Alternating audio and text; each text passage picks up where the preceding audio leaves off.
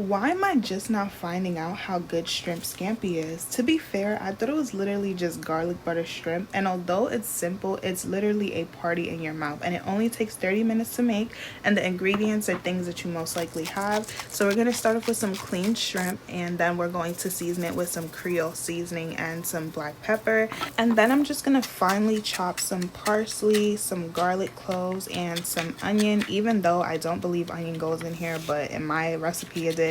And remember, this does not take long to cook, so you're going to add your pasta into heavily salted water before you cook the shrimp, which is only going to take about 1 minute on each side, and you want to do that on high heat. Then I'm going to set the shrimp aside, and back into the same pan I'm going to add some oil, garlic, and the minced onions along with some red crushed pepper flakes, and then we're just going to cook that for about like 1 minute before the garlic gets brown. And then usually this step is white wine, but I didn't have any, so I created my own little chicken broth, which I'm going to list below. Then I added 2 tablespoons of butter and half of a freshly squeezed lemon, which make sure you don't get no seeds in there. And I just mixed that all together, and this is all done on low heat. And then I added some black pepper, threw my shrimp back in, added some fresh parsley, tossed that all together. And now at this point I'm just going to turn the heat off, and you can either serve it with some garlic bread or you can do it with pasta, and I chose pasta. And y'all, this came out so good. Like, this was last night's dinner, but I could definitely go for another bowl right now. And I usually don't like citrusy, lemony foods, but this was an absolute hit, and I will definitely do this again.